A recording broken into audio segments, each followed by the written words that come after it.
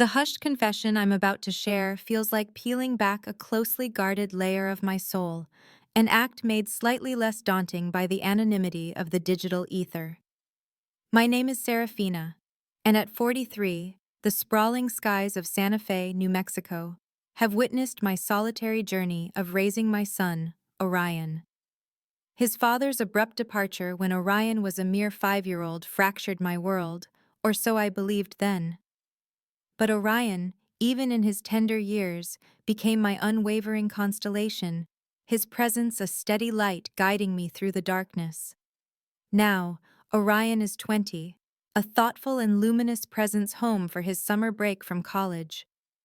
The adobe walls of our house had always felt muted in his absence, his return infusing them with a vibrant warmth. Our familiar rituals resumed, the shared sunrise coffees, the comforting rhythm of cooking together, laughter echoing over cherished inside jokes, and late nights bathed in the blue glow of our favorite mysteries. It felt like a return to simpler times, yet beneath the surface, a subtle shift had occurred. Orion had shed the last vestiges of boyhood, his voice resonating with a newfound depth, his confidence a quiet strength. He carried the nascent aura of manhood, a realization that struck me with an unsettling force one evening as we cleared the dinner table. I reached for a serving dish, and he stood behind me, his nearness a palpable warmth against my back. His hand brushed my waist, a fleeting, innocent gesture to pass, yet it sent a tremor through me, a disquieting shiver. I dismissed it, yet these small, lingering moments began to accumulate. A hand resting on my shoulder, a breath too long, the intensity of his gaze sometimes catching me unaware. He was merely being affectionate, respectful, loving, yet my reaction felt discordant, a shameful deviation. I wrestled with these unfamiliar feelings, desperately attributing them to the quiet ache of loneliness. Years had passed since a meaningful connection, and the house often felt cavernous in his absence. Perhaps my mind was conjuring shadows where none existed. Still, I found myself drawn to the subtle art of presentation in the evenings, a touch of rosewater lipstick, a softer sweater for our dinners, a silent craving for his casual compliments, those innocent remarks that made me feel seen, a sensation I hadn't realized I'd so deeply missed. Then came the tempestuous night that irrevocably altered the landscape of our unspoken emotions. A rare summer storm descended upon Santa Fe, unleashing a torrent of rain and jagged streaks of lightning. We had just finished a movie when the power succumbed to the elements, plunging us into a flickering world of candlelight. Orion retrieved a thick woven blanket, and we found ourselves nestled together on the sofa, the rhythmic drumming of rain our only companion. He draped the blanket around us, his arm falling casually along the back of the couch, a comfortable proximity. Our shoulders brushed, our legs intertwined, the silence punctuated only by the storm's dramatic symphony. He turned to me, his expression an enigmatic blend of concern and something deeper. "You okay, Mom?" he murmured, his voice a low caress. I managed a nod, my throat constricted by an unspoken tension. "Seraphina," he said, using my given name, his tone now imbued with a gravity that made my heart pound. "You know you can talk to me about anything, right?" I forced a strained smile. "Of course, my love, always." He held my gaze for a beat longer, his eyes searching, before turning back to the dancing candlelight. The silence stretched, heavy and charged. I yearned to shatter it with a light-hearted remark, to quell the frantic rhythm of my heart, but words remained trapped in my throat. When the storm finally relented and the familiar hum of electricity returned, we both retreated into a semblance of normalcy, yet an invisible chasm had opened between us, a palpable shift in the delicate equilibrium of our relationship. I felt it, and I suspected he did too. The following days were marked by an unspoken dance, a careful navigation around moments that felt charged with an unfamiliar heat. We still shared laughter, still collaborated in the kitchen, still adhered to our familiar routines, But now, a subtle awareness colored our interactions. I found myself questioning my perceptions, desperately seeking clarity. Was I misinterpreting innocent gestures? Or worse, was I alone in this unsettling awareness? One quiet evening, while folding laundry in the sun-drenched living room, I held one of Orion's worn college sweaters, inhaling the faint, familiar scent of his sandalwood cologne.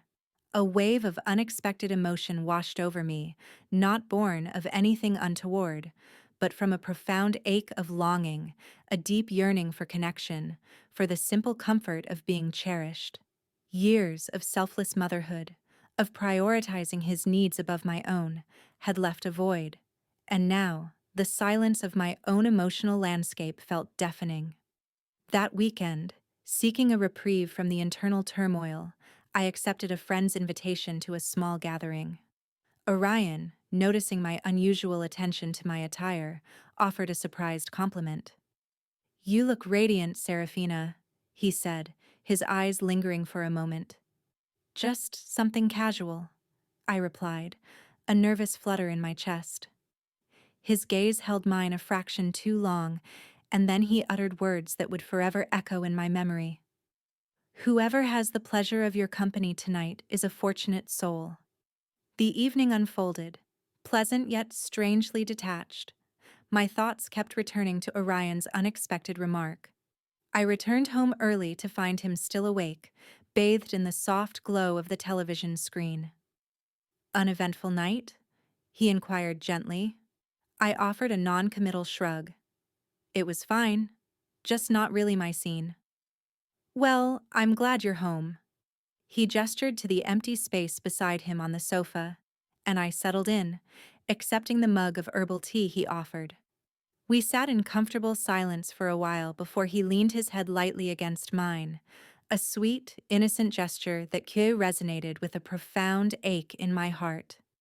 Not of confusion or guilt, but of a deep, overwhelming love that felt adrift, without a proper harbor. My protective instincts towards Orion were primal, my desire for his closeness unwavering. Yet I recognized the precipice we were nearing, the delicate boundary that needed reinforcement. The following morning, I initiated a conversation, a heart-to-heart long overdue. I poured out my love for him, my immense pride in the man he had become, and the profound significance he held in my life. And then, I confessed my own loneliness, the subtle, insidious way I had unconsciously placed my emotional needs upon him. It wasn't fair to either of us, I admitted, the words catching in my throat. He listened intently, his gaze unwavering. Finally, he reached for my hand, his touch gentle and understanding. "Seraphina," he said softly, "I felt that too. And I'm relieved you said something, because I didn't know how to navigate it either." Tears flowed freely that day, not tears of shame or regret, but of release, of a shared burden acknowledged and lightened. We made a silent pact to prioritize our individual well-being, to establish healthy boundaries, and to open our hearts to the wider world, beyond the orbit of our intense connection. Over time, a new equilibrium settled upon our relationship. Orion returned to college in the autumn, and I embarked on my own journey of healing, seeking solace in therapy and the camaraderie of a book club. Tentatively, I began to explore the possibility of romantic connection, treading carefully, encouraging Orion to embrace his own relationships, to live fully without the weight of my unspoken needs.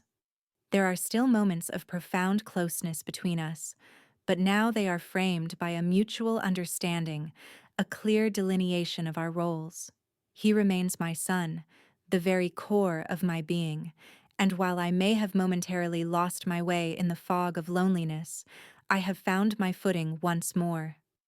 And perhaps, in sharing this deeply personal narrative, I can offer a flicker of understanding, a sense of not being alone, to another soul navigating similar uncharted territory.